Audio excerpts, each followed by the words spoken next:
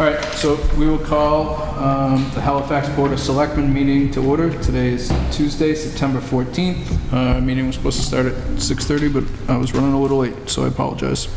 The meeting is being taped by Area 58 and being simulcast out through Zoom. We'll start off with a Pledge of Allegiance.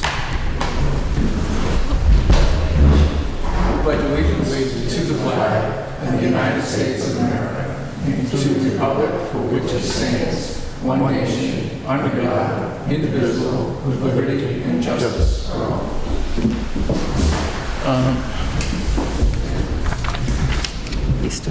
So,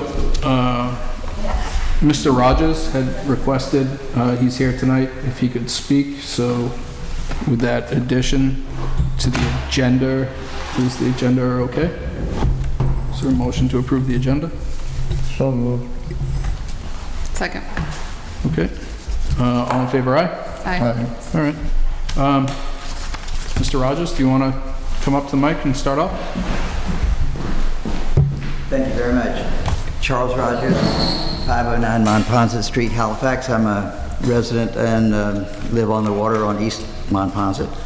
And the weed growth this year has come back to what was pre the treatment maybe 10 or 15 years ago that we did. And at the beginning of the summer, it was beginning to be clear, but now it's a dangerous level. So I just submit a photo here which shows from my front deck the gray areas out there, which is probably a couple of acres of places where the weeds have grown to the surface now and are covering the surface.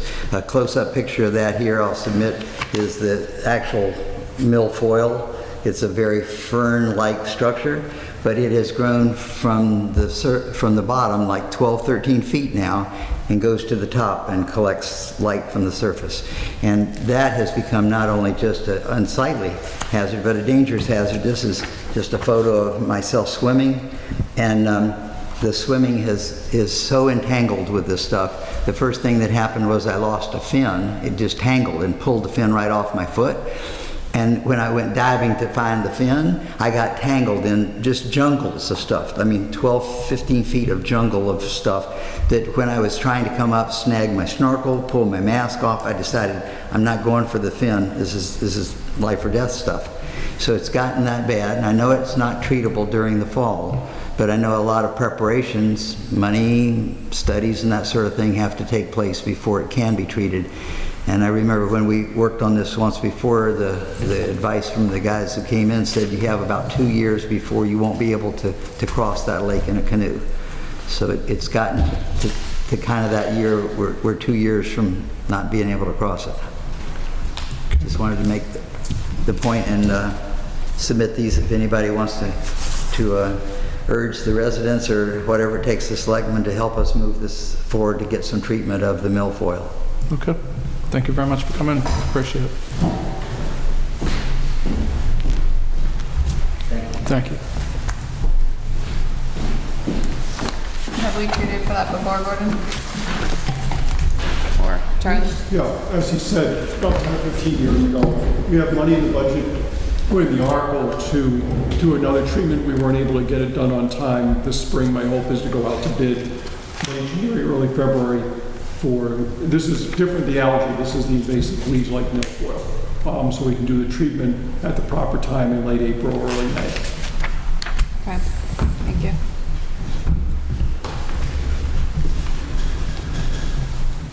Okay. Next up, regular session minutes, August 11th.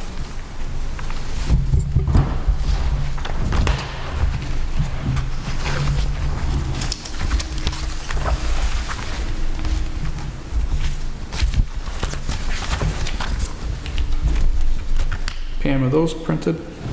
I emailed them to you and after, and I printed them. Okay. I didn't bring a copy with me. Did you review them, Ashley?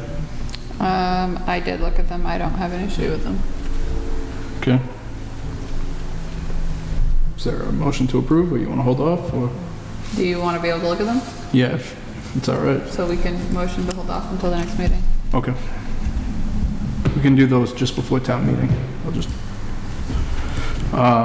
And I have the executive session meeting minutes that I printed off. So do we do those in executive session if we're going to hold those? Okay, so we'll hold off till executive session. Okay. Is there a motion for the warrants? Yes. I move to affirm approval of the following warrants. Payroll warrant number 435, 436, 439, and 449. No, I think it's number 19. Oh, number 19. Why am I reading them, the bigger ones? Those are the ones you're gonna abstain from.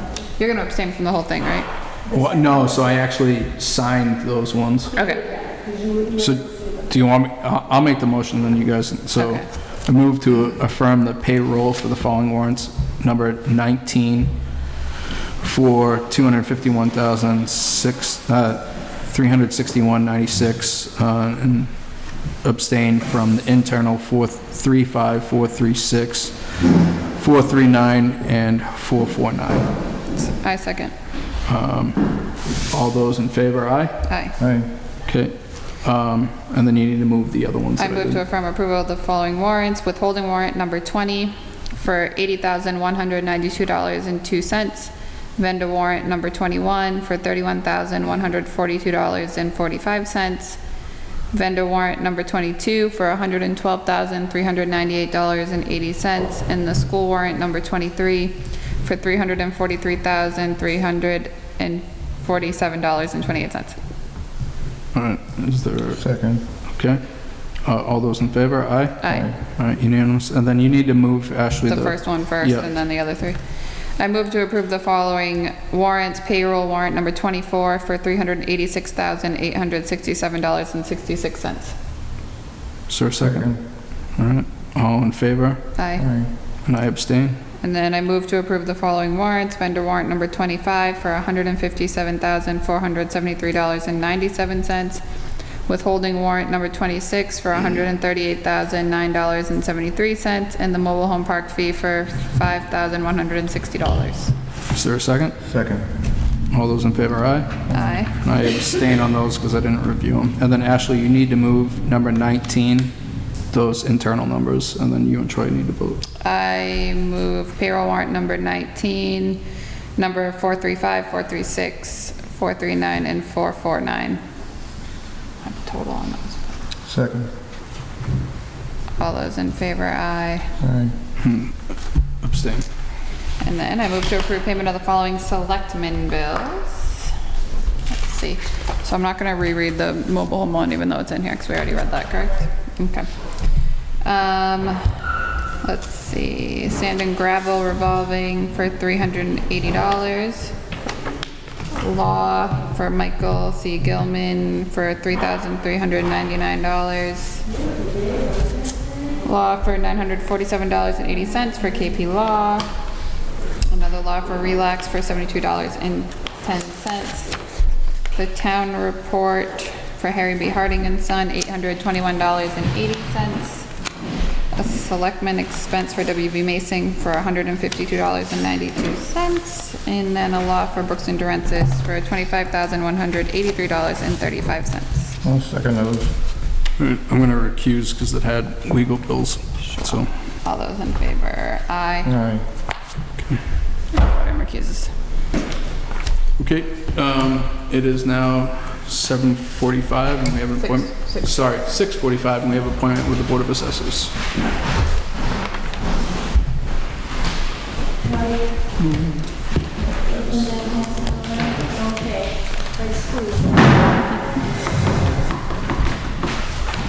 Thank you.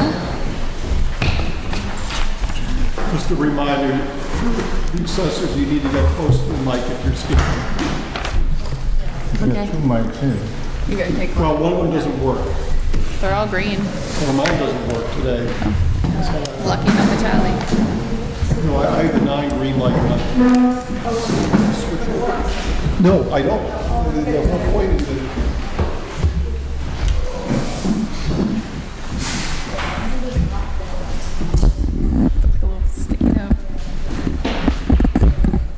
Hi, folks.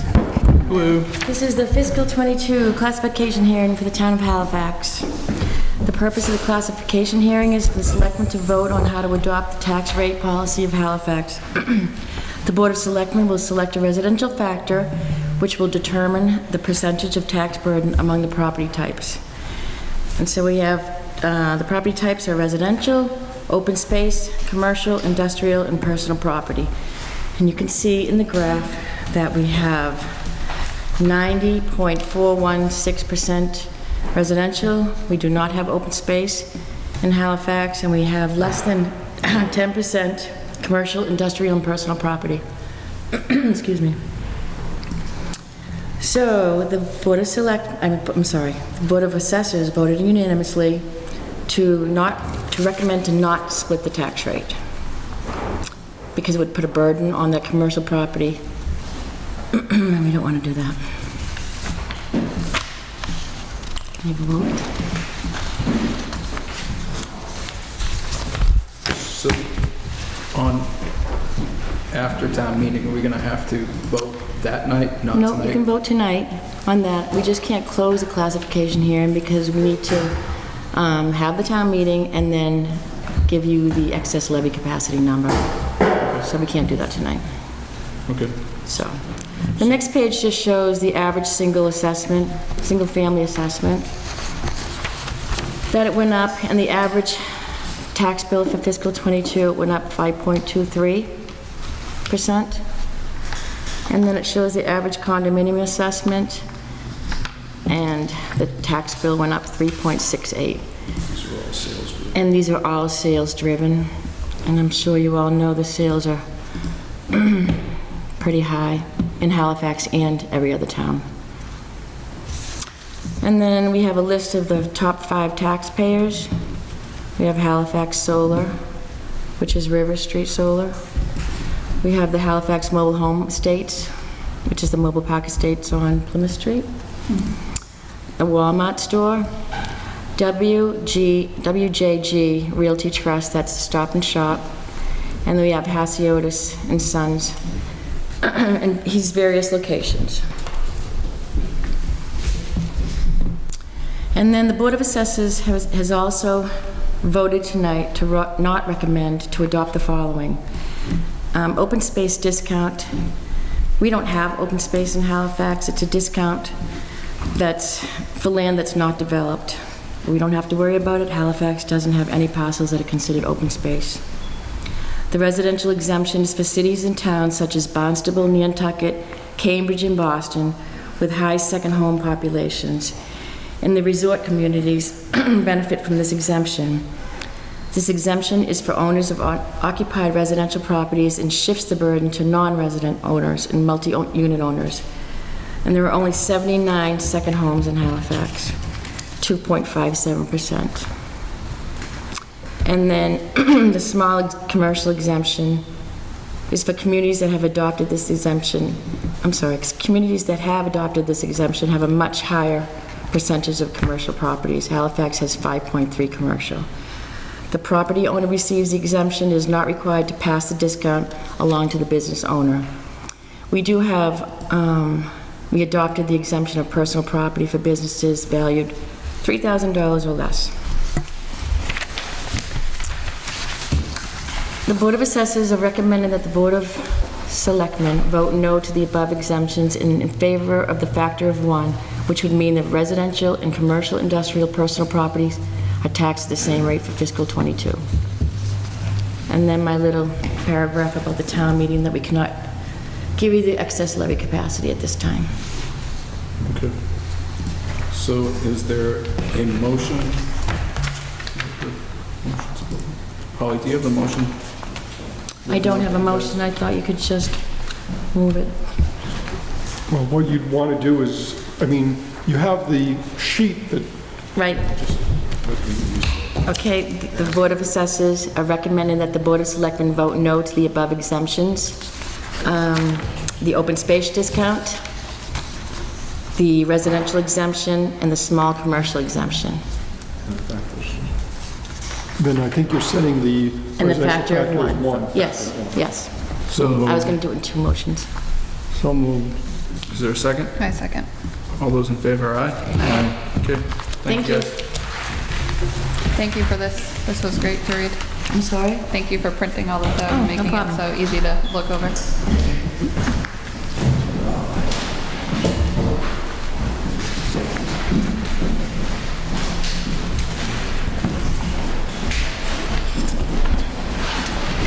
Did you guys finish all the, Yes, all the selectmen bills are done, so we're Okay. on to road opening 31 Ocean Ave, Charlie. okay. Which you should all have a copy of the sheet. Yes, it looks like everybody has signed off on it.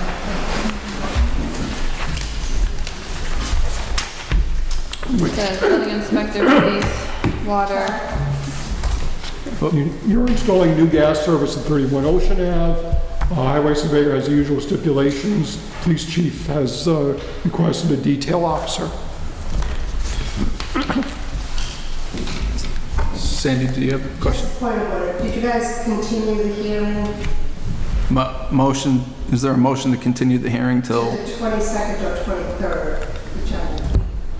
And we'll need a particular time. The reason is that by the end of if we get through the special town meeting on the 21st, Sandy and Holly and everyone else will have to calculate the last figures, for instance, on the amount of levy capacity that's going to be unused, and you'll be signing that sheet. But you'll need to be doing that as part of the hearing, and that's why the hearing needs to be continued to the day after the town meeting or the day after the day after. So either Wednesday the 22nd or Thursday the 23rd. And I don't know what the board schedule is like. It would take about 5 minutes, if that, to finish the hearing. So we do it on Tuesday? No, they're saying we won't have time on Tuesday. No, because if we finish town meeting, let's say at 9 o'clock, they're gonna have to go back, figure out the numbers based on the town meeting votes. Okay. That's why they're asking the board to continue the hearing to Wednesday or Thursday. can we do Can we do Thursday? Can we do it daytime? Yeah. Yes. 9:30, Troy? Do you have anything You on? really don't want me to sleep, huh? During the day? We don't need that kind of sleep. You don't sleep in that late. That's good, 9:30 is good. 9:30 Thursday? Thursday on the 23rd? Thursday, 23rd at 9:30. So is there a motion to continue the, So moved. Second. and all in favor, aye? Aye. All right. Thank you. Thank you, Sandy. Okay, and then Charlie said there's a, So the road opening, that's where we're at. 31 Ocean Ave. So we have to go back over the highway surveyor's usual stipulations.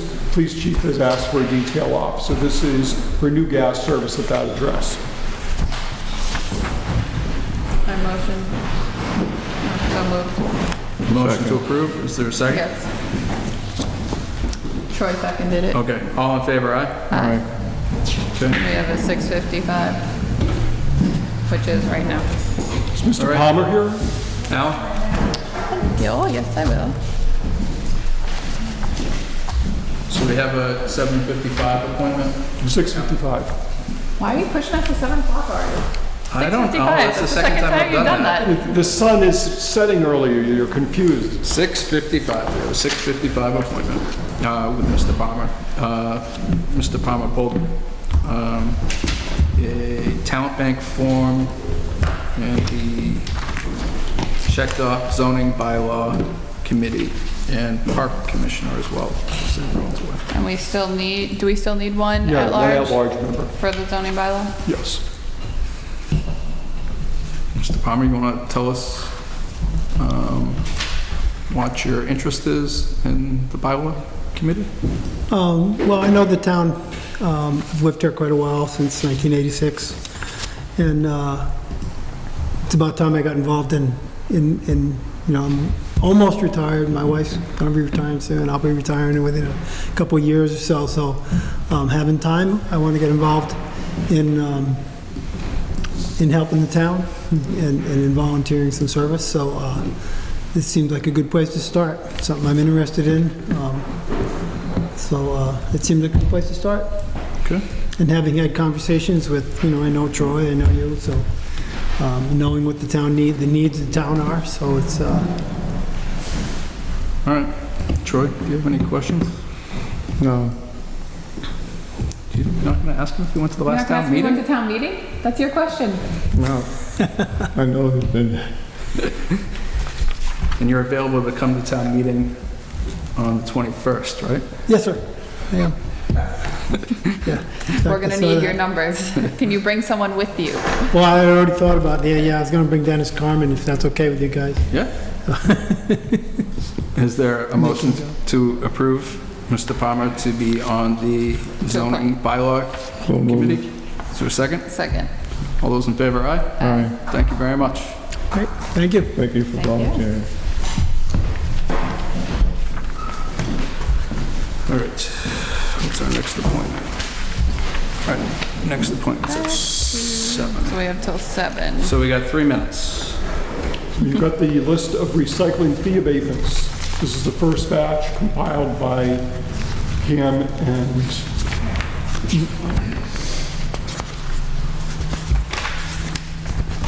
Irma. We need a motion to approve the first batch of abatements. That's what we're looking for. Yes. I move to approve. Second. All those in favor? Aye. Aye. Okay, passed unanimous. It was on the agenda, but Turkey Swamp earth removal permit that's being held over till the 28th. Pam did not receive the necessary information from the permit holder. Next, you have Zoning Board of Appeals, appointment of alternate members. You have a letter from the ZBA recommending that Bert Gaynor be appointed to fill the vacancy as one of the alternate members.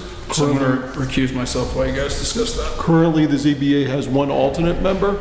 Alternate members vote when regular members cannot. Attorney Durensis does recommend filling the seat via the normal procedures. I don't know if you want me to read the letter that they sent or not. No, I spoke to Paul. He suggested that we open the interview process like we had before and also speak to the numerous members that had applied for the zoning board, see if they're still interested in possibly being an alternate.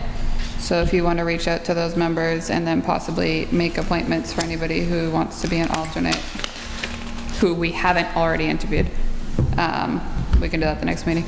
Is that the wish of the board?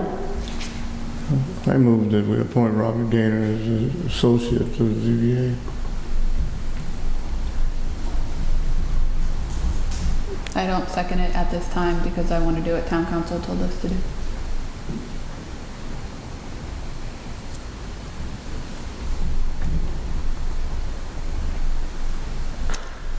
Next, shall we? Okay. Special town meeting, just a reminder, this is going to continue to September 21st at 7 p.m., not 7:30 at the elementary school. Board should think ahead about whether to try another continuance if quorum is not reached, or whether to carry over everything to the special town meeting on May 9th. The idea being that obviously we can continue trying to get quorum if we don't get quorum on the 21st, but you just had the tax rate hearing. The bills are going to be a little bit late because of that in terms of waiting until the 21st, but each time we try to hold the meeting, it's another 8,000 or so roughly of expenditures for the AV equipment. I'm not saying the board needs to make a decision about tonight, but the board needs to be thinking about that prior to the 21st. So if we don't get quorum, or if we get, let's say, halfway through the warrant and someone challenges quorum and we don't have quorum, what the board's going to want to do at that point. Okay. Let's see. Fiscal 22 budget, there's nothing new other than obviously we've just talked about is getting the tax rate set. Window projects, Pope's Tavern and Town Hall, bids were received last week. MJ Connors was a low bid for both Pope's Tavern and the Town Hall. Pope's Tavern was at $19,365. Town Hall was at $77,101. I talked with Scott Paterna, and both of us know of no reason not to award the contract to the low bidder in each case. Recommend that the board award both contracts to MJ Connors. So moved. I second. All those in favor, aye? Aye. We have a 7 o'clock. Okay. Passes unanimously. Donald, Rush, you're here? No?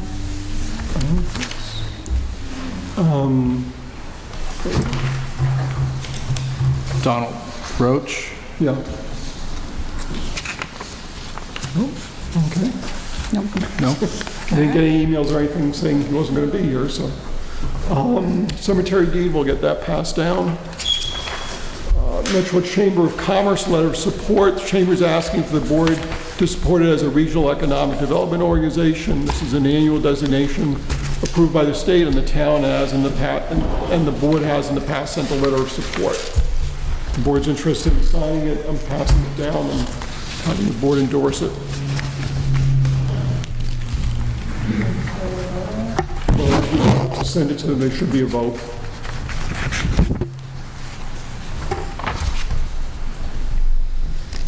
What are you looking for a vote on? So what happens is places like the Regional Chamber of Commerce can help economic development in their region that they serve. They get funding through the state to do that, and so they like to get letters of support from the communities in that, the geography they cover.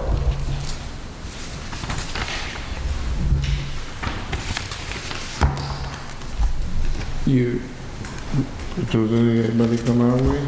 I'm sorry? Anybody come our way? It probably depends on whether businesses here in Halifax have, asked for help from the chamber. And they can always go to the chamber for help along these lines.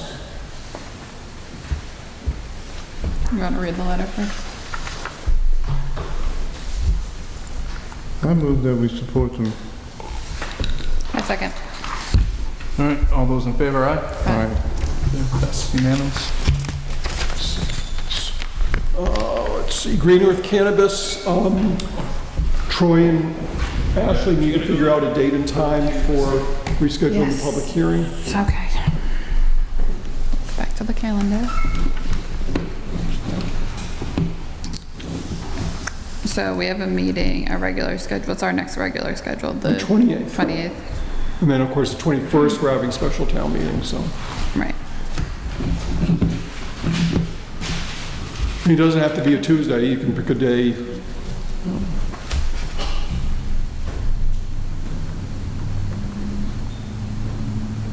What day of the week works better for you? Tuesday, actually. Tuesday works best? Well, in the first Tuesday in October, Yeah, we can do that. which would be the 5th. Because then we have our meeting the 12th. Yep. So that puts 5 weeks in a row of Tuesdays. You're okay with that? Yeah. Okay. Troy was here when we met every Tuesday. Okay, I'll post accordingly, so let me just give myself a message. October what, 4th? 5th, 7 p.m. Work, okay. Let's see, Town Council, Cable Council. I talked with Bill August, who's been working on the, just starting out with the negotiations with Comcast for the renewal of their cable license.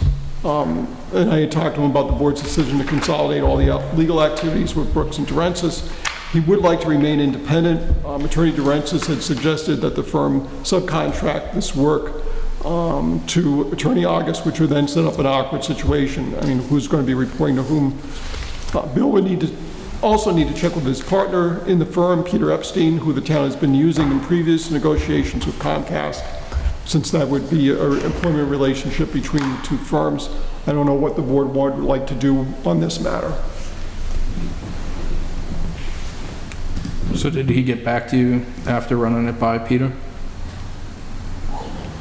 Well, that Paul's answer was he would like to, he suggested the idea that of a subcontracting relationship in essence, that the firm would hire Peter in essence to do this work, but through the firm. But Bill said he had to talk to his partner, so did Bill get And back to you? I've not heard anything, but I think he was waiting to see if what interest the board had one way or the other. I think it makes sense to run everything through Brooks and Durensis. I agree. So if he gets back, if you get Okay, back from him about Peter, If that's the board's view, I will contact Bill and tell him that's the board's view, that if he wants to continue working with the town, he's going to have to do so through Brooks and Durensis. okay. ARPA funds, you have a proposal from Caesar concerning some use of the ARPA funds. This is a proposal to boost our internet capacity for the town hall.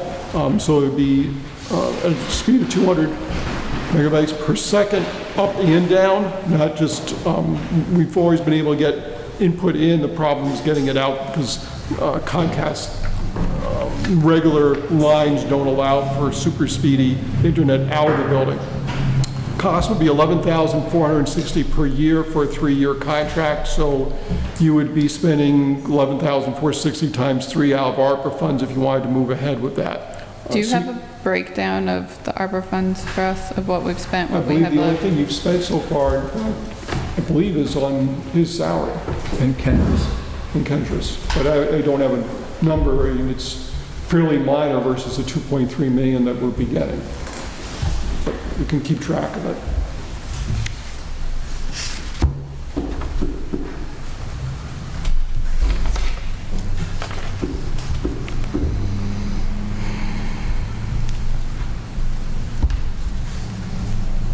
How long will it take for the system to be in place? I don't know. I can find out from Caesar. He was scheduled to be here. I don't, He's here. oh, Caesar, you're hiding. Caesar, do you want to come up to the mic?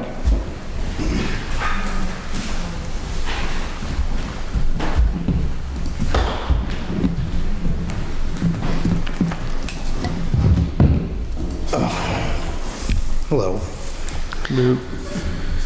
So how long would it take if Comcast was chosen for it to be installed and up and running?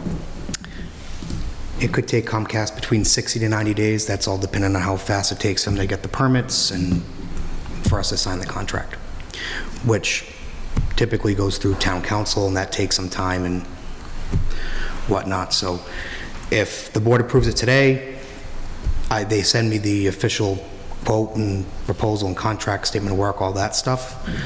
I review it, send my comments to the town council, they review it, and then just goes back and forth until there's an agreement.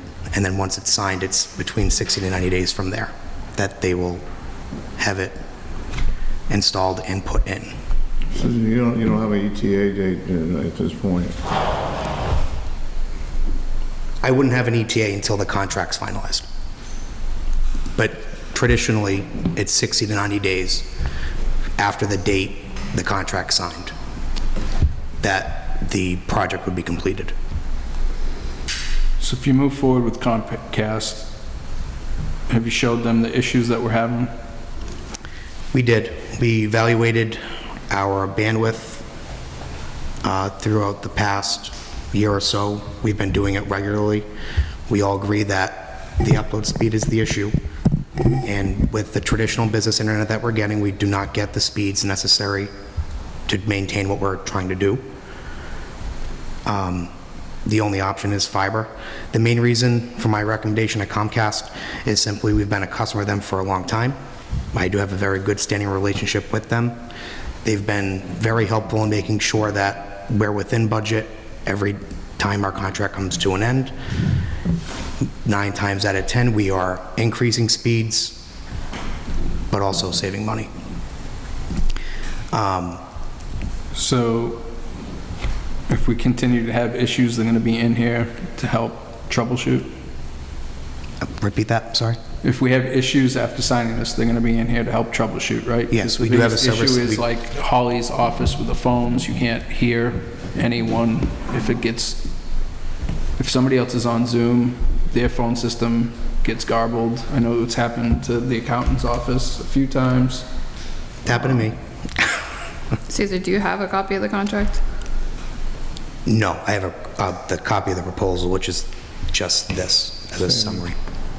But once I tell them that, yes, my recommendation, the Board of Selectmen voted on it, that's when they'll send me My biggest an actual concern contract. is we would agree to this and it doesn't fix the problem, and we sit back here next year or another year from now or at the end of the 3-year contract and say, well, now we need to pay more money for this.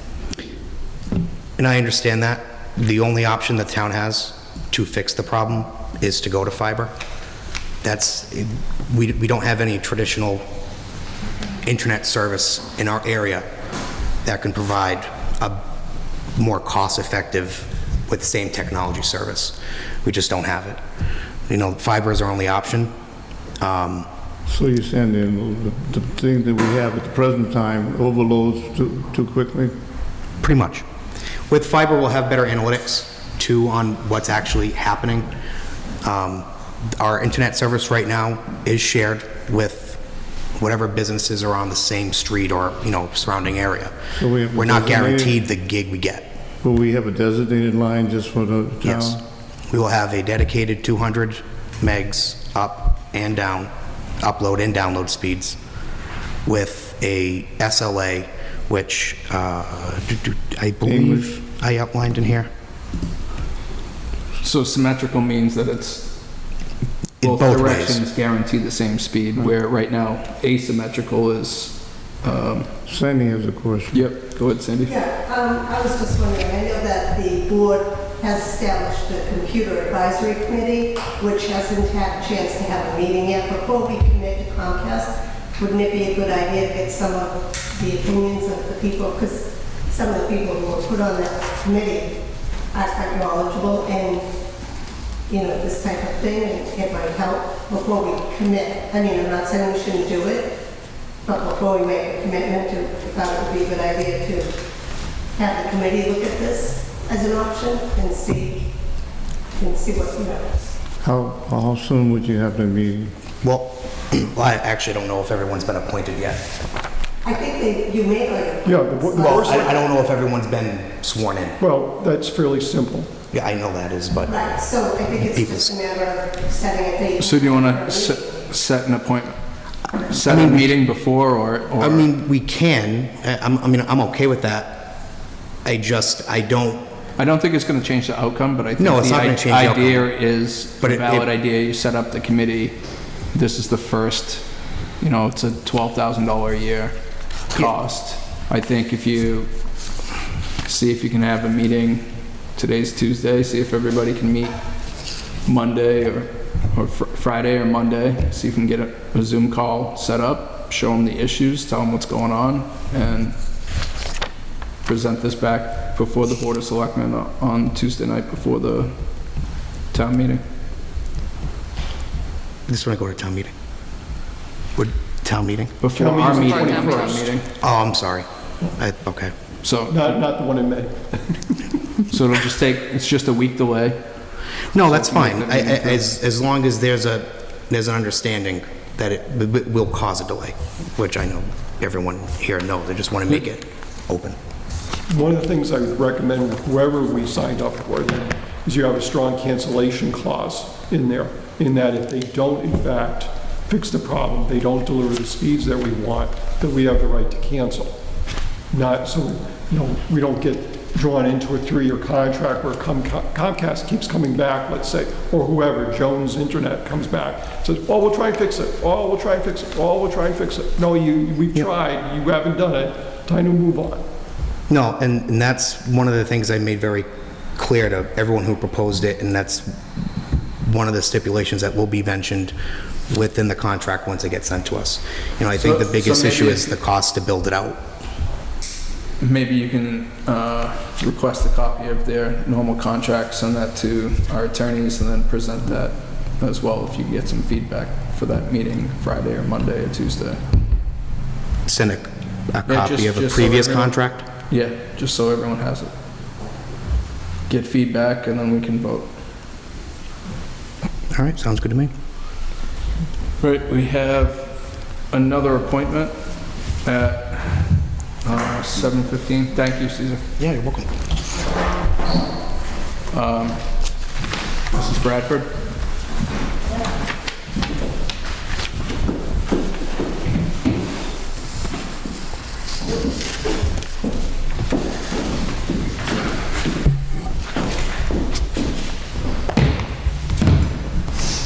Hi, Evening. how are you? How are you? Good, how are you?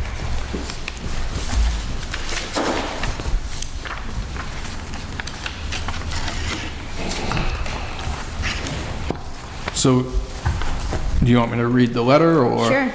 Sure. So it says, "We, the undersigned citizens and taxpayers of Halifax, MA, who live or frequently use Haywood Street, are petitioning for immediate removal of the stakes on this road. The stakes located in front of the Cranberry Bog at the address of 136 Haywood Street, Halifax, MA, currently owned by Catherine and Samuel Dungart, are a safety concern for us residents.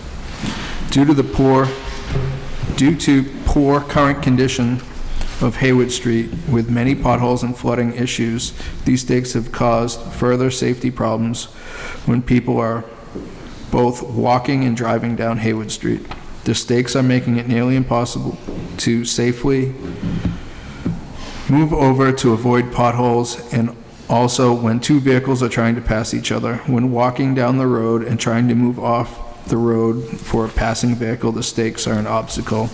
We also believe that the street is flooded and the stakes are a danger to vehicles who might hydroplane. Many of these stakes do not have reflectors on them, which is a hazard at nighttime when they cannot be seen.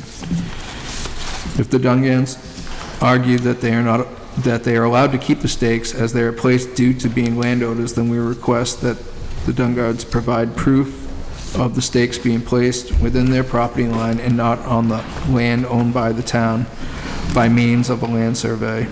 And again, if the stakes are in fact on town property, we ask for the immediate removal of all stakes due to the safety concerns stated above.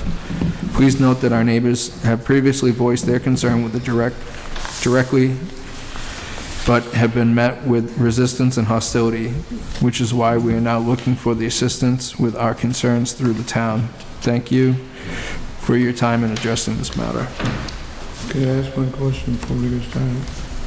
Steve, have you investigated this? Yes, a few times. Is it on town property or is it? It's in the right of way, which I sent some pictures up of other places in town, the same thing, it's not closer.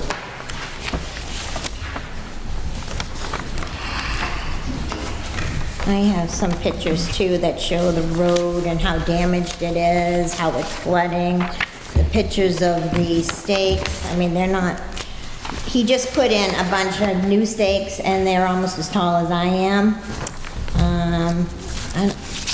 I know Mr. Hayward came and met with me in the dailies. And he had the drawing of the road and he didn't really know where the road was because it's been so long since Halifax surveyed it. So it says here, the engineering department does not provide this service to property owners, and it is recommended that they cannot locate existing bonds. They hire a land surveyor before installing fencing, walls, or other structures within the right-of-way. So this man is basically, if you look at this, it's a fence, okay? Our street has nowhere to walk. It's dangerous. Cars have hit these stakes already, and the new ones that he put up, like I said, are as tall as eyes, and he now dug them 3 feet down. Even the plows this winter, if they hit them, it's going to damage them. I just don't understand, and I don't know if Mr. Donovan is here, but I'd like an answer why they're there, because the man doesn't mow the lawn around them, maybe twice a year. He cannot see this road from his house. I just don't understand why he would do this. He has a temper. The Dailies, the Nezarellas, and I have the same landscaper. A couple of weeks ago, he actually went into the landscaper's truck and beeped the horn because he was in the street in front of the bog. He went into this man's truck. He threatened him. The police were called. The police basically said the town needed to handle this. So I don't know what to do. But it's dangerous, and if this ends up being on town property, someone gets hurt, whether it's in a car accident or a child falls on these stakes, there's going to be some issues. Steve, you want to? I did talk to the police chief about this when it first happened, and came to the decision as long as it's 3 feet off the road, then there's nothing we can really do. We put everything 3 feet off the road. They're Yeah, not, but the we don't know road- where the road is. The road is the right of way. Yeah, the road goes from 15 feet from That property road, I line. think, is 16 feet off the edge. So you're talking both sides of the roads, nobody can do anything on 16 feet into their yard or Mr. Dunn's yard. But that's not how any place is. I guess my question is, did you ask the man what the purpose of the, Basically to keep people from parking on the farm so that they doesn't get wrecked. It's not even grass. So, Can I tell you how this all started? Our landscaper parks there once a week for 1 hour, and he doesn't like it. Nobody else parks Gordon, there. you just need to know Nobody who else this is speaking for the minutes. yeah, could you just state your name and your My name address? is Helen Beatty. I live at 135 Haywood Street, which is directly across the street from where all the stakes are. And he got angry because our landscaper parks there once a week for 1 hour. And that is the only person that ever parks there. I mean, we have a long driveway, but I don't think that it's fair that he ruined the neighborhood, so to speak. It looks horrible. I think I sent you a letter with photos, and it really does look deplorable. And the road is deplorable enough. We don't need that. have we, the police chief said as long as it's 3 feet away from the road. Yeah. And it is. It's one of those gray areas. And that's just what I'm saying. What law is that based on? Every place I look, there's a million different ways you can read it. There's no straight definite on a right of way. Unless you have, like you said, you have to get an engineer to come in and find the boundaries, but still, you're gonna be 16 feet either side. Let me ask you a question, hypothetically. Ms. Davy, Someone- Ms. Davy, we need to direct you to Direct it to the chair. Who is going to be liable, the town or this gentleman? Because we do have a lot of walkers and joggers now. The neighborhood has a lot of younger families. And we're afraid that when 2 cars go down together simultaneously, there's no place to go. The street is already damaged enough. So who's going to be liable is my thought on this process. If the stakes are on his property, he would be. If the stakes are in the town of Mayo. The stakes were anywhere within that 15-foot from center of the highway. So is Haywood Street considered a 50-foot street? The layout, it's on record, it's a 50-foot layout. 50 feet. 20, I gave you that piece of paper, I think it's on. Yeah. Yeah, you got it right there. We have that. Well, that's within the right of way that the town has control of. Well, I think at this point in time, because Well, that's of what I'm trying to say, is if I try to find something on our bylaws, there's nothing saying that the town owns that right of way. One thing I read, the homeowner owns halfway across the road, under the road. So is that considered a private Is it? road, or is it No. an accepted road? Haywood. Haywood's the accepted road? Yeah. But as I showed you in the pictures, there's other places where there's rocks, boulders on the side of the road that are 6 inches from the edge of the road, and nothing's ever been done about those either. The same as showing the telephone pole. Some of those are within a foot of the road. Who's liable? May I ask a question? Yep. The town several years ago, or many years ago, put in a fire hydrant. Would they have put that on his property, or would they have put that on town property? Because that is further away or deeper into than the stakes. So I go by the fire hydrant and I look and I think, well, is that on his property? really don't have an answer for you on that. Not without We'll having look into it. Sir, we would like to get I it. personally think what we need to do is to send it to council, first of all, see what the bylaws, the laws say on the state level. Okay. Steve, if we have to hire a surveyor, do you have any money in your budget that would handle that for right now? I have to find it, yeah.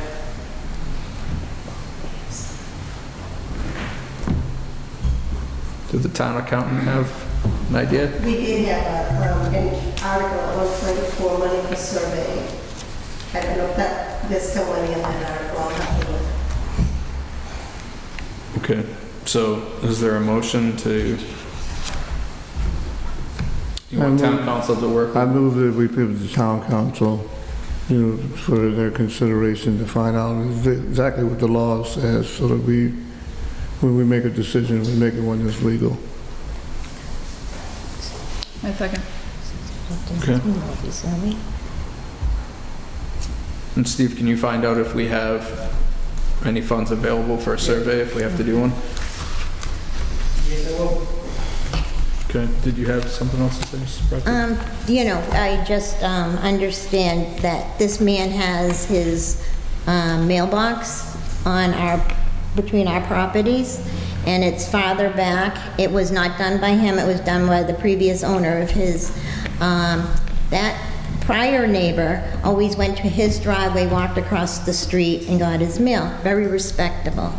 This man drives on our properties, has no consideration to what he's done to our front of our properties, and then gets out of the car, and he's pulling in illegally, because if you come around South Street onto Hayward, he's going to the other side of the road to get to his mailbox, tearing up the front of our street, our grass, and he doesn't care. And we've never, had a problem with the other neighbor. Everybody was respectable. This man will he's been known to come into my yard, and when we've been in our driveway, and just look at us like he can do this. And it's not right. Mr. Hayward? This is where I consider this more of a neighborhood problem, because what she's talking about is identical to what he's doing with his posts. Well, we didn't put It's up on this. posts. I'm not against you, I'm just saying, it's the same thing. He's using the mailbox that was there before. And He didn't put it there. we And didn't, it's the same thing, So is that within is the mailbox within the right of way there? no, it's on our properties. It's farther back, if you're going by what he's saying, the 3 feet. It is farther back. And we don't mind it being there by any means. We don't. It was there prior to. We have, but once the stakes came up, we asked for the same consideration, that he pull into his driveway, walk across the street, and get his mail, so our yard doesn't get torn up. But he's not giving us this, the same consideration. And what he's doing to our yard isn't really going to hurt anybody. These stakes are jeopardizing people's health and welfare. All right, so you guys made a motion. I second it. Okay. All in favor, aye? Aye. All right, it's unanimous, so we'll get in touch We'll with get a decision on it. So what's the next step? I'm sorry. So we're gonna contact our town council, have him work with our highway Okay. surveyor and see whether or not we need to go forward with the survey or what can be done. Are we going to be notified, or? Pam, do you have their contact information? I do. Okay, You so do? when we put it on the agenda, we'll have Pam contact you. Great, thank you. Okay, thank you guys.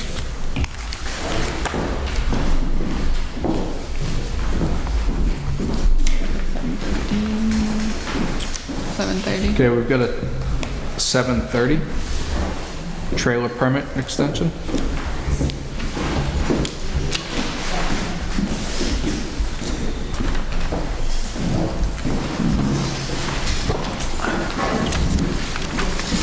How you guys doing? Good, how you doing? Good. You want to just state your name and address for the record? Michael Geddes, 95 Anawan Drive, Halifax. Sarah Cohen, same address. And you guys are here for a trailer permit extension? Yeah. Construction's taking longer than initially expected. Okay. The main house is under construction after a fire. We're about 3 months was the last estimate about a month ago, so we're just looking at about another 2 months for the permit.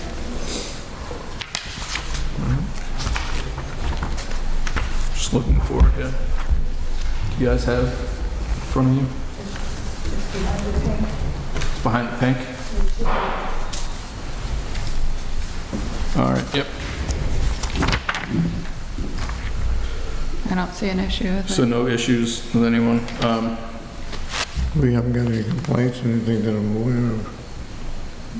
Yeah, it says no issues, no comments from, it went out to the Board of Health, Building Inspector, Planning Board, Water Superintendent, ZBA. So, Move that we grant it Thank you. Thank for you. a second? for Second. 3 months, right? Yeah, from the last, So 3 months Right. from Monday. yeah, yeah. 3 months from today. It'll be 3 months from today. Okay, All right. yeah, that's, So we're down to expire, I think it was the 22nd or something like that. So 3 Yes. months from that till Yeah. December. Perfect. yeah, that should be more than enough time.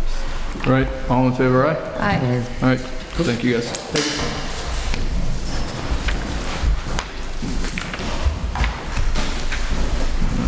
This one with this, that's working.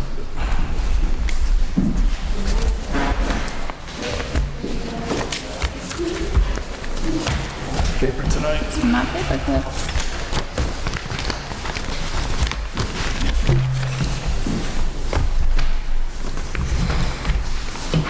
So our next appointment's at 7:50. Are they coming in 7:50? No, they're not coming in because they, Because we haven't had the public forum yet. Okay. All right, we'll hand it back to you, Charlie. Sure. Where are we here? So you did the executive session minutes, you already interviewed Mr. Palmer. Wage and personnel, want to get a date set for you all to meet with the finance committee on the wage and personnel issues. Yep. Whether it's your meeting, I guess, on the 28th, or the finance committee might be meeting the 27th. They don't have a scheduled date yet. Those would be a couple of possibilities. What works for you guys?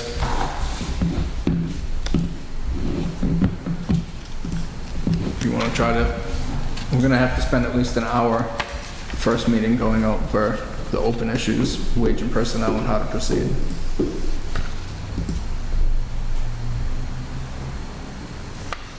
I don't know, can we do a date? Do this during the day? The 27th would be on Monday. No, he's asking if it can be during the day. Have a day meeting. I think it would be difficult. I think a number of the members are regular jobs that it may be difficult for them to meet during the day. I can check. I think Monday's good for me. So let me see if they're going to meet on the 27th. Does that work? I know that Tom had, because I had asked him for some dates. Let me bring up his email.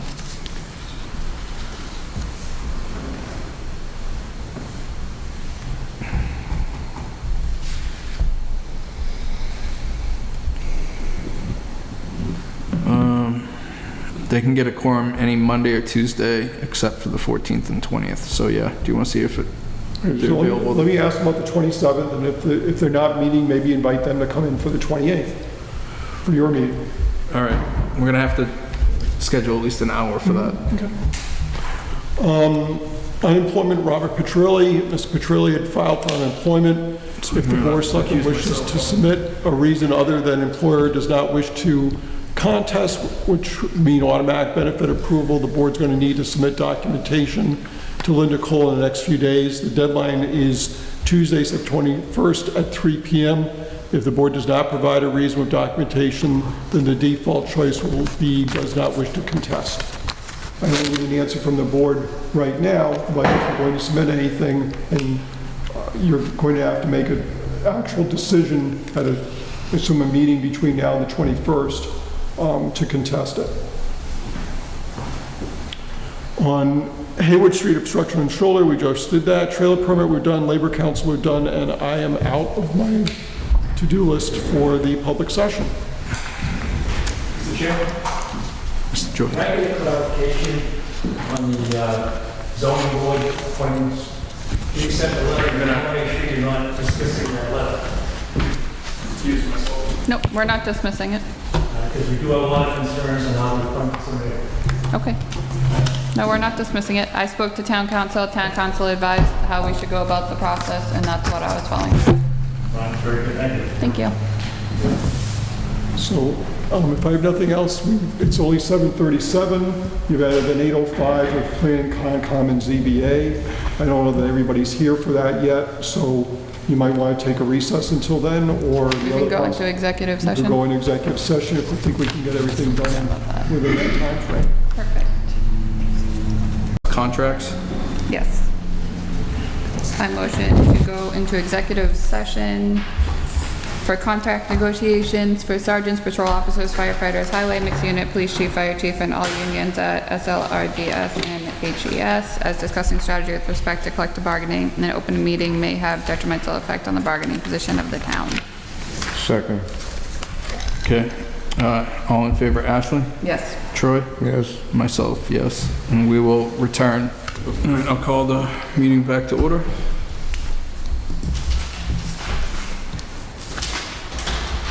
Sweet. 2 minutes.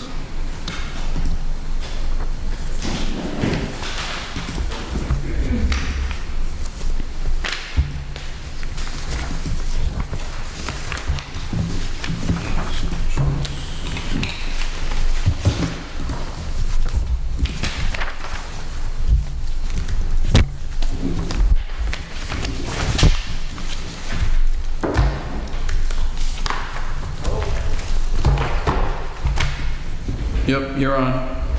So. Maybe plug in the speakers.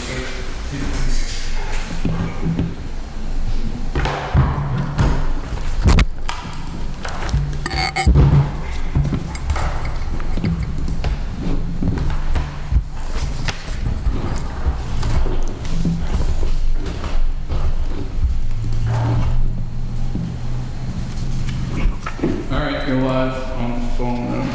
And I'm going to recuse myself on this matter.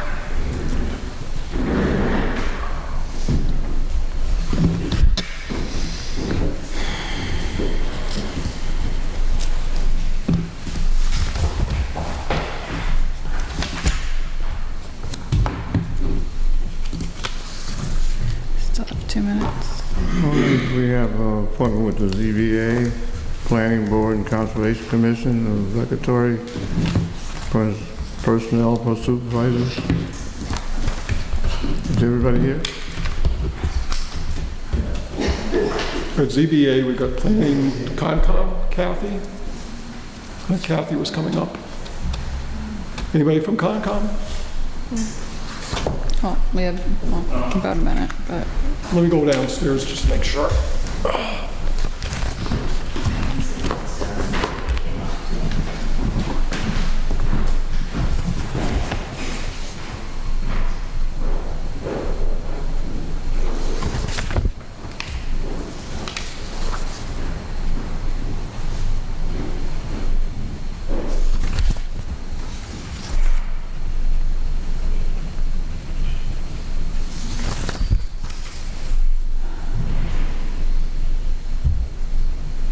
my signature's starting to look funnier, everyone. My signature's...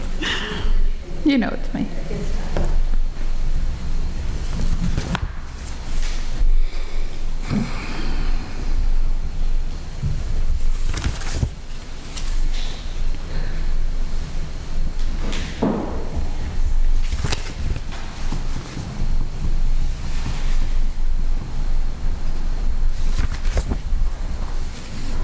Hello, is there anything being said?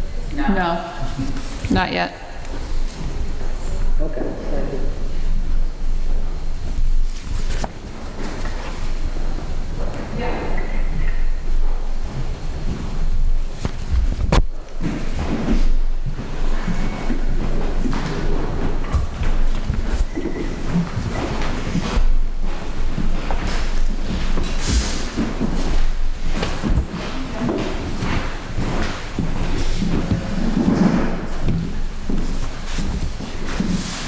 Are we all accounted for now?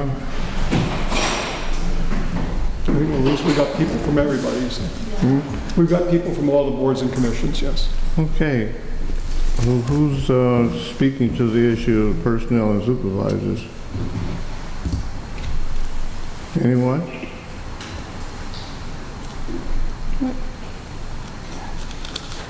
Who's speaking to the issue? The planning, Initially, the planning board had for a asked. meeting, and we were inviting all the boards and commissions to discuss the possibility of making any changes in the regulatory department. Right now, under the regulatory department, the building inspector handles day-to-day supervision of the building inspector administrative assistant, the Concom secretary, ZBA secretary, and planning board secretary. Seem to indicate that the planning board might want to have that changed so that the planning board secretary would report directly on a day-to-day basis to a member of the planning board or someone designated by the planning board. We wanted to have the ZBA and Concom come in to see if they wanted to make a similar change or if they wanted to retain having the building inspector supervise the ZBA secretary and Concom secretary on a day-to-day basis. Well, if I think the availability is the main key to this. Who's available on a day-to-day basis to supervise the individuals? And has it worked in the past with the planning board? Obviously, the planning board has a different interest or a different opinion about that. They're here. I would ask them, about what changes they'd like to see happen. Somebody from the planning board want to speak to it? Anyone from the planning board want to speak to it? I can.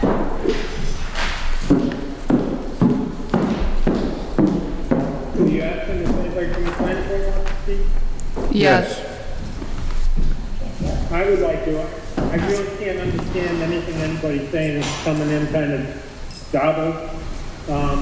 But I would like to. Can you hear me okay? Yes, we can hear you. Okay.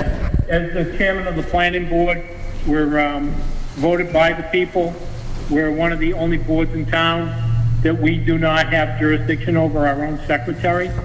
I just don't think it's the right way to do it. I know that in the past, it was done as a way to just get a secretary in, but I think with even the finance committee, who's not elected, they hire their own secretary, they train their own secretary, the secretary falls under them. I think that's what needs to happen with the planning board. It doesn't feel like we have a secretary, it feels like our secretary is being dictated to by the building inspector or the building inspector's secretary. Anytime we say anything, whatever we say gets questioned, or we got to go talk to Charlie, we got to go talk to this one, we got to go talk to that one. I just think that the planning board is elected by the people, just like the selectmen are, and the planning board needs to have a secretary that comes under them. I'm not complaining about our secretary. It's just the system that the secretary gets hired under and the way it runs, that's all. Is that it? Yeah, that's it. I have a question. Regulatory, where is it in writing that the building inspector would be in charge of the planning board and the conservation secretary? Do you have it in writing somewhere? We met with the various boards and committees about 15 to 20 years ago, and this agreement was reached. It's an artificial construct. There's no legal standing for it. It's simply a way of operating. Obviously, the planning board, apparently, given the chair's wording, doesn't want to continue that process.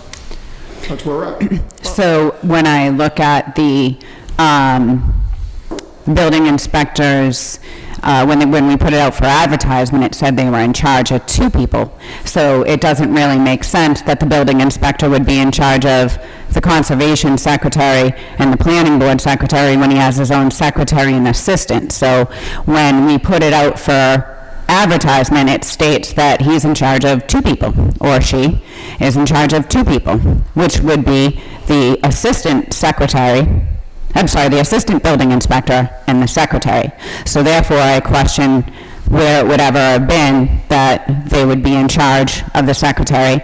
And I would also move to agree with Gordon Andrews on the phone speakers over there that when I do call and ask to put something on the agenda, it's questioned. And that is not okay. So number one, I don't agree with the fact that it is under that jurisdiction. And I think that in the future, each board should have some say on their own secretary. So previously you were supposed to be on the agenda and that got moved, but we did speak with Mr. Perry because he was also speaking as the building inspector. You want to come up and talk about your feelings on being in charge of your secretary and your thoughts on the rest of this too, because I do believe your opinion and it's good on this. And I know you've already said it to us, but a lot of the other boards weren't here yet, so I think it's good for you to elaborate. Yeah, well, it's my opinion that the planning board should have control over their own secretary. And conservation. And Conservation as well, and I would leave zoning under my purview. And does the zoning board of appeals agree that you should be the designated supervisor on a day-to-day basis? I haven't spoke with anybody on the zoning board, but because obviously I'm the zoning enforcement officer, it kind of goes hand in hand. Well, no, because it's two different things. ZBA handles variances and special permits for the most part. They don't handle enforcement. Right. So it's a different category. I believe at least one, or if not more, of the ZBA members are here tonight. I don't know what their thoughts are about it. Well, I know I do field a lot of calls that come into the zoning office, and they are referred to me. Mm-hmm. So there is some interaction there between. Well, as you also have interaction with the planning board secretary and also with Concom at times. Right. So we, obviously we have two vacancies now that we should concentrate on getting filled. I turned those resumes over to the chairperson of the Conservation Commission to review them as well.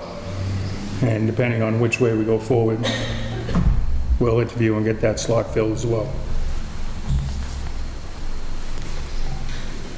Good evening, everyone. Kim Lincoln, Conservation. I agree with planning board and our building inspector. I'd like to see our secretaries following their us too. Our last secretary, when she was also in the building department, was extremely overworked. And a lot of times things that came into conservation were not getting to us timely. And I know personally, as a board, we need to discuss it, that eventually we'd like to see a conservation agent. So the conservation agent would be able to oversee the secretary, and then the board would be able to oversee both. I just think the building department is busy enough, and planning and conservation are also very busy commissions and boards, that it makes sense to make this change. I guess my question to both is, who's the person responsible for reporting to? With the secretary? The secretary. I mean, is everybody, she reports to everybody at one time, or is there one particular person going to be picked for them to report to? Yeah, that's something we have to determine. I would assume that the secretary would contact the chair for any questions or concerns. But also it would be nice to have somebody at the town hall physically there that they could also go to if needed or fall under. Well, that's my question, and I'm not assuming that everybody has a busy life, but how will this work? I mean, it was 15 years ago, is a long time ago, you know, when we made that decision. But at the same time, the boards agreed to it, so it wasn't something that was arbitrarily picked out of the air and said he's going to be in charge of everything. I guess I had a question, how did it work 15 years ago? Who did the secretary go to adapt? I'm curious how it works right now. When these secretaries come in to work, do they check in with you? Do they tell you they're here? How does that work? Yeah, cordially, yeah. Hello. You keep track of their hours? Is it like, how does... They fill out timesheets and they turn them into me every 2 weeks, and I execute the payroll documents and turn them in. So with all of you being in charge of your own secretary, the chair or somebody would have to be in charge of taking those payroll sheets in and getting them over to Go ahead, Sandy. Well, the boards could just make a vote and designate a person, no different than every board and most board members. I'm not saying it's not doable, I just want to make sure everyone knows. And then after those votes are taken, you know Right. exactly who that person is. I just want all the- That person has to be held accountable. I just want all the boards to be aware that there's going to be more to this than just, oh great, I can just report directly to my secretary. There are going to be other responsibilities and things that come along, and I appreciate all of you for everything you do, elected, appointed, all of that. I know that you're not, you know, paid for what you do, but somebody will have to take on that position of doing the little bit of extra for the board. Sandy. So one of the reasons why the regulatory board came to be, why we had, and it was picked to be the building inspector to be supervisor, is because those positions are not just recording secretary positions, they also have office hours, and there was found to be a need to have someone who would be able to help them in case of an irate person or someone where they had a quick question, they couldn't get in touch with the chairman to be able to bounce that question off of. It actually happened, as they said, about 20 years ago when I was the planning board secretary. And at the time I had seniority, so I was the administrative assistant. So I helped out the other secretaries. We did some cross-training so that if the zoning board secretary couldn't be there at a meeting, someone could fill in. But that was the whole idea of the regulatory board. Finally, Gordon brought up the finance committee having their own secretary, being able to have their own secretary, but that is just a recording secretary. She doesn't have office hours in the building. She happens to work in the building, but she doesn't have finance committee office hours in the building where, people come and ask for questions. The zoning board, the planning board, and the conservation commission all do have office hours.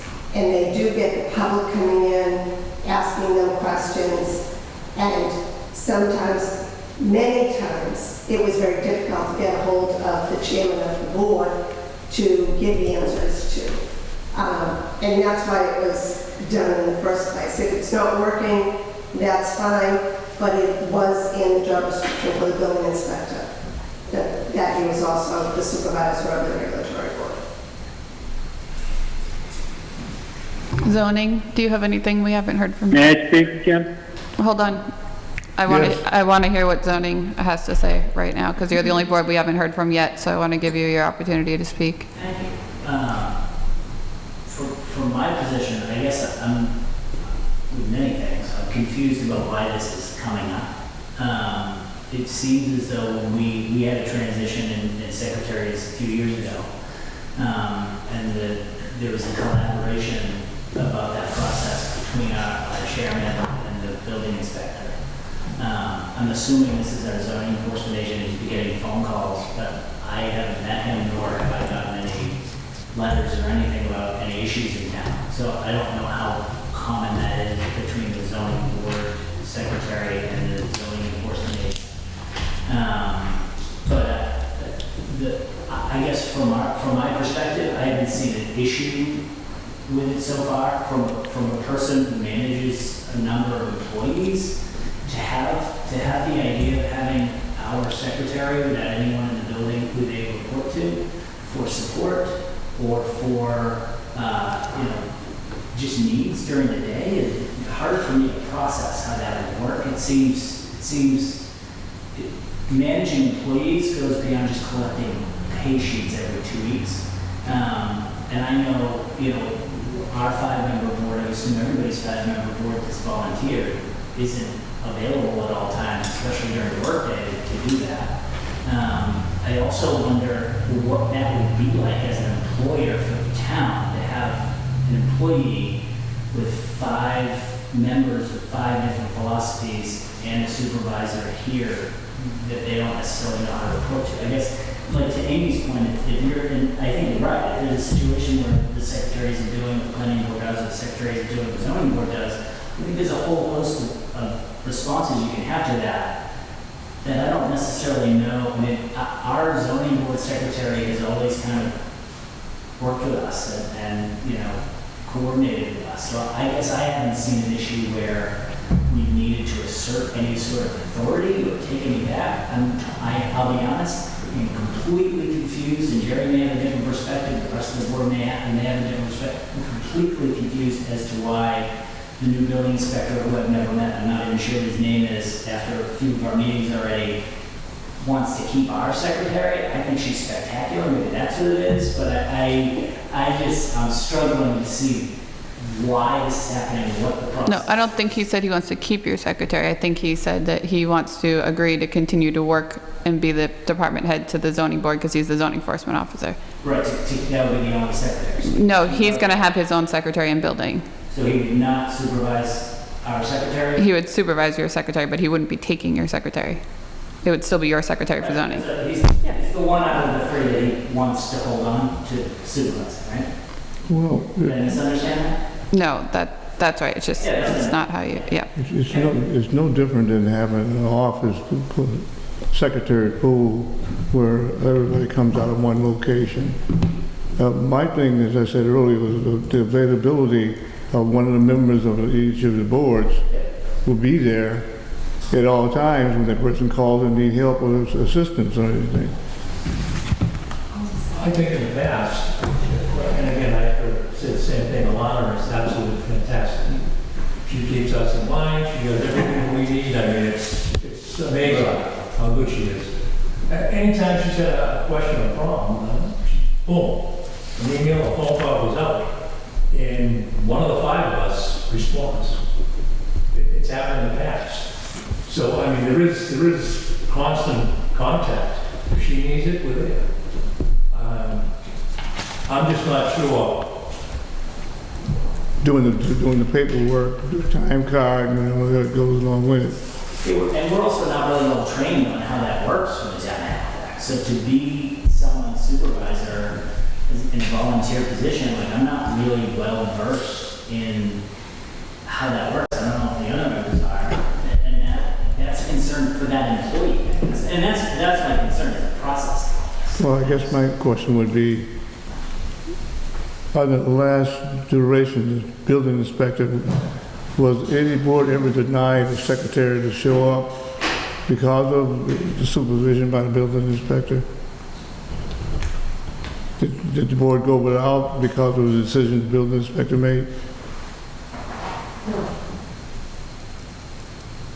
So, I guess my question is, Mr. Berry is new, but I think he has enough skills to take care of it. As long as the secretary is available to you, I don't see what the issue is. When our secretary was shared with the building department, she was overworked. There wasn't enough getting done for conservation. It was a problem.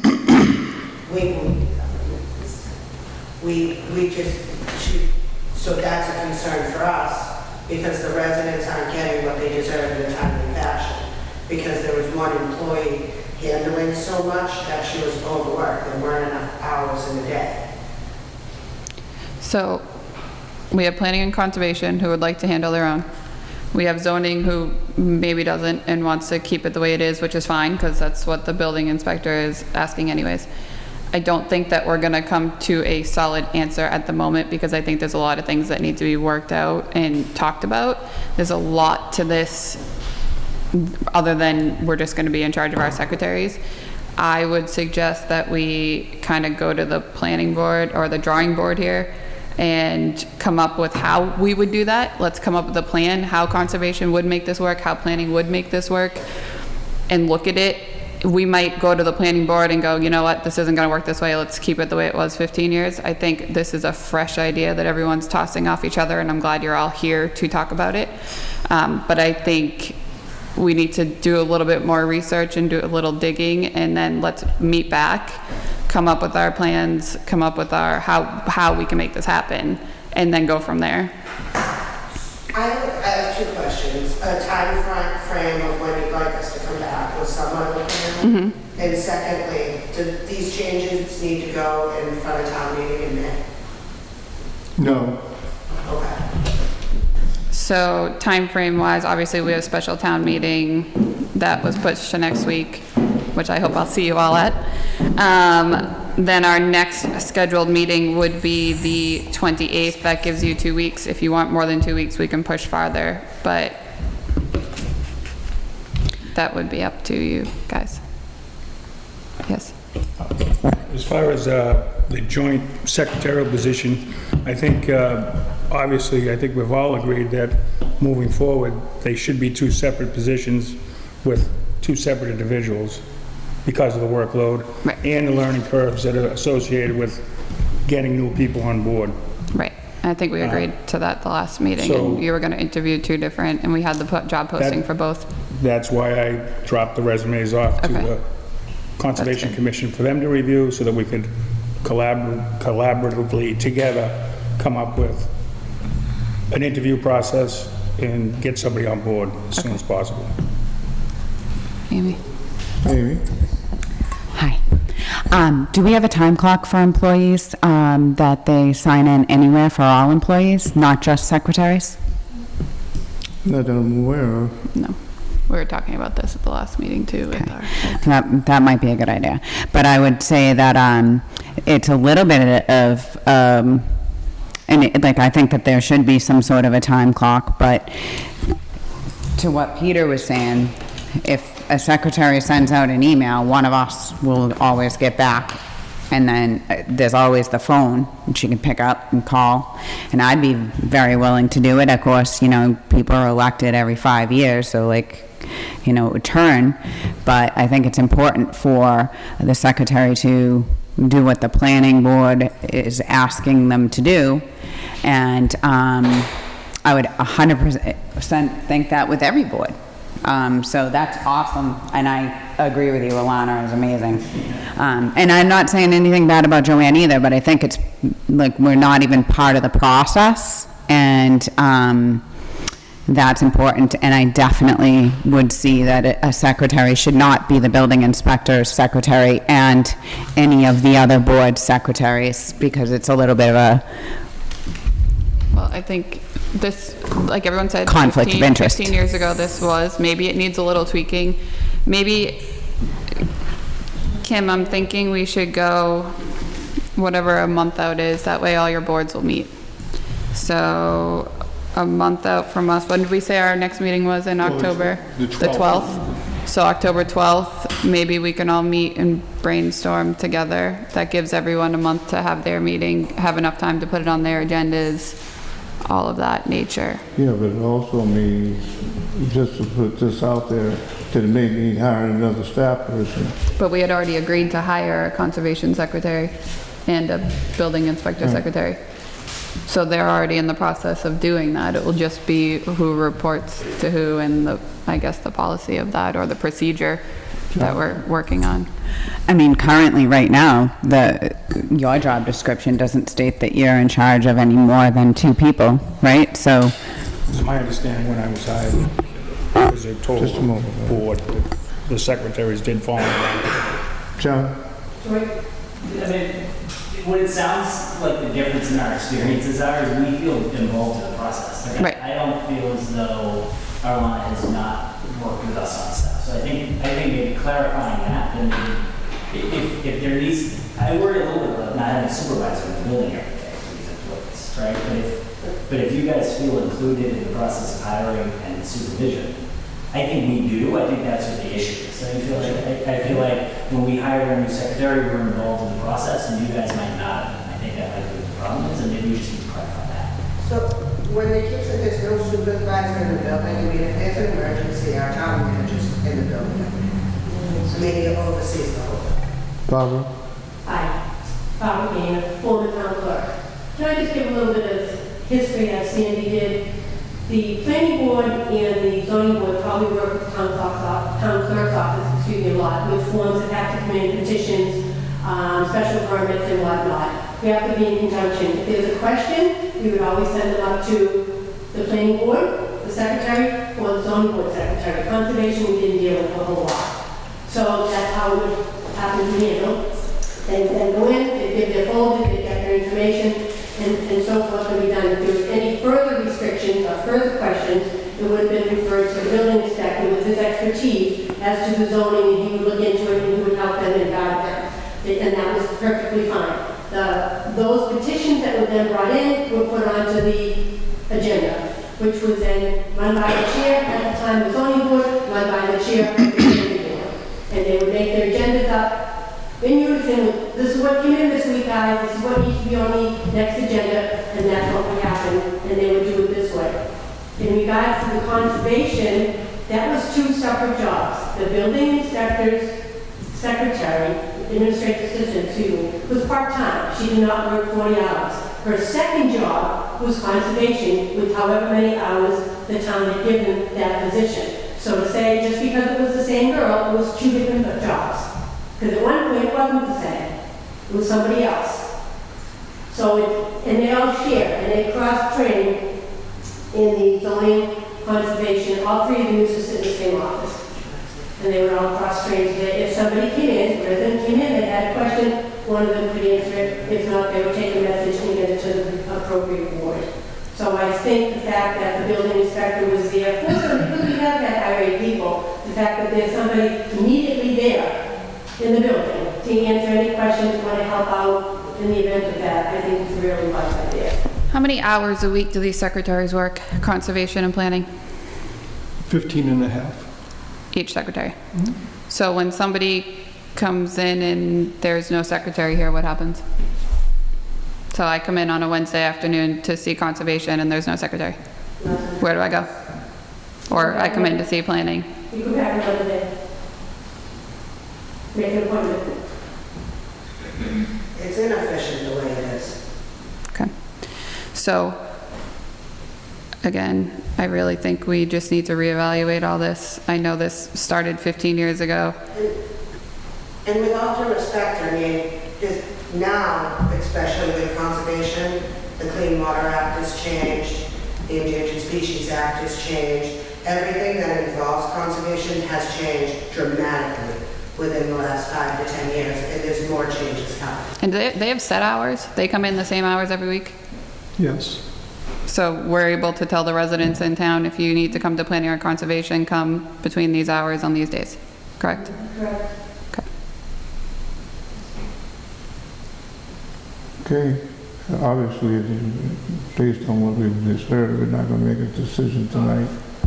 So I would encourage you all to put this on your next agenda, speak about it as a board, come back to us October 12th, post as a whole board. I'd love to see all your boards here. Just make sure you post your meeting and let's talk about it and let's find a way to make it work and go from there. Okay. Thank you. Charlie, can you set an appointment time for all of them on that night, please?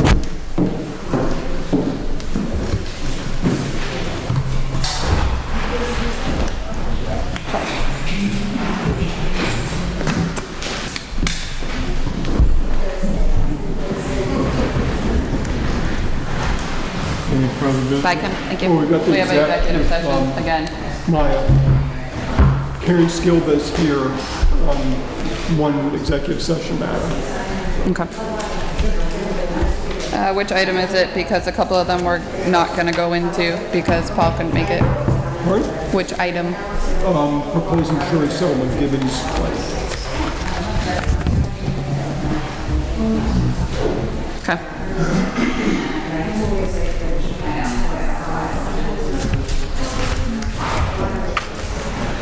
Guys, we're going to go into So we're going to go into executive executive session. Please.